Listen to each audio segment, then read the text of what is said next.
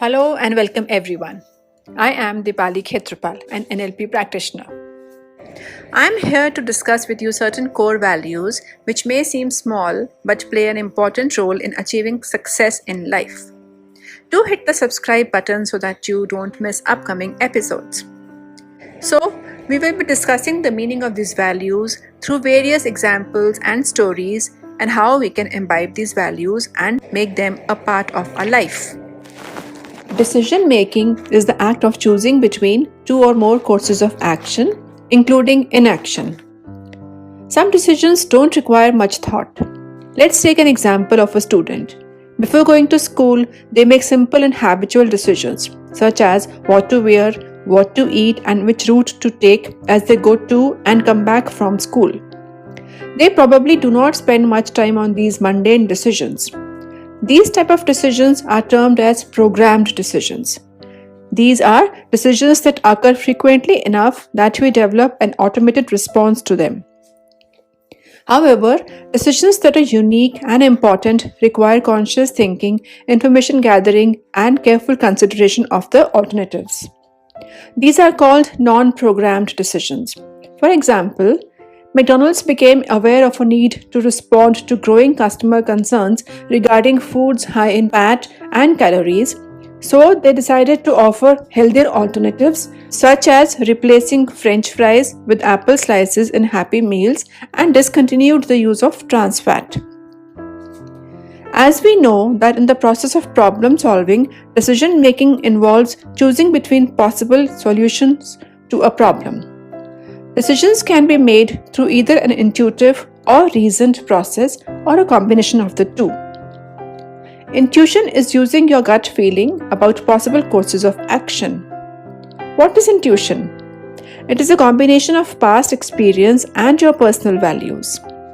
It is worth taking your intuition into account because it reflects your learning about life. It is worth examining your gut feeling closely, especially if you have a very strong feeling about a particular course of action, to see whether the feeling is justified. Reasoning is using the facts and figures in front of you to make decisions. Reasoning has its roots in the here and now and in facts. Some decisions require a more formal and structured approach. Let me ask you a question. How do you make your decisions? Do you rely on your intuitions or do you make your decisions based on facts and figures? The best way can be when we apply both reason and intuition in turn. It's useful to start with reason and gather facts and figures. Once you have an obvious decision, it's the turn of intuition. How do you feel about the answer? Does it feel right? If not, have another look and see if you can work it out. If you are not emotionally committed to the decision you have made, you won't implement it well. Using a step-by-step decision-making process can help you make more deliberate, thoughtful decisions by organizing relevant information and defining alternatives. This approach increases the chances that you will choose the most satisfying alternative possible. Let's discuss a few steps which can help in effective decision making. Step 1. Identify the decision. You realize that you need to make a decision. Try to clearly define the nature of the decision you must make. This first step is very important. Step 2. Gather relevant information. Collect some information before you make your decision. What information is needed, the best sources of information, and how to get it. This step involves both internal and external work. Some information is internal. You will seek it through a process of self-assessment. Other information is external. You will find it online in books from other people and from other sources. Step 3. Identify the alternatives. As you collect information, you will probably identify several possible paths of action or alternatives. You can also use your imagination and additional information to construct new alternatives. Step 4. Weigh the evidence. Draw on your information and emotions to imagine what it would be like if you carried out each of the alternatives to the end. Evaluate whether the need identified in step 1 would be met or resolved through the use of each alternative. Step 5. Choose among alternatives. Once you have weighed all the evidence, you are ready to select the alternative that seems to be the best one for you. You may even choose a combination of alternatives. Step 6. Take action. You are now ready to take some positive action by beginning to implement the alternative you choose. Step 7.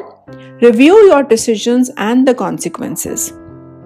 In this final step, consider the results of your decision and evaluate whether or not it has resolved the need you identified in step 1. If the decision has not met the identified need, you may want to repeat certain steps of the process to make a new decision. For example, you might want to gather more detailed or somewhat different information or explore additional alternatives. Here's a story that shows the importance of taking the right decision at the right time. Northeast of India is the land of 7 sisters, and there was a small airport surrounded by small hills and tea gardens on the bank of river Barak. The in charge of the airport had a very enthusiastic and dynamic personality. Once they hosted a sports meet in the residential complex of the airport. They invited all the nearby organizations for participation. The in charge deputed many people to do various activities. But when it came to trivial activities like cutting of grass and making the ground ready, the staff members were reluctant to do so. Everything was jeopardized. They conveyed that it was not a part of their regular duty. The in charge thought for a while and changed his uniform, and with a grass cutter, he himself went out to cut the grass. Suddenly there was magic, and all the sub-staff started to work with the officer. So what was that? Yes, it was the right decision taken by the officer at the right time when the time was a constraint and the best preparations were required. This story on decision making provides an insight into our thinking process. Making decisions has never been a mindless habit. Every time, it's a conscious effort to achieve higher rates of success. The success of the decision-making process lies in one's ability to analyze the situation and related risks and opportunities. Once we find out multiple options, a rational decision has to be taken. That's what we learned from this story on decision-making, and it helped in problem solving. In everyday life, we have to take our own journey and make our own decisions. An informed decision is always better than an instant decision. Put aside convention, unwanted advice, and judgments from others and believe in yourself. Actually, decision making in management or in personal life is a process as well as interpersonal skill which should be nourished. The process facilitates us to be rational, morally, and emotionally. Decision making is a process.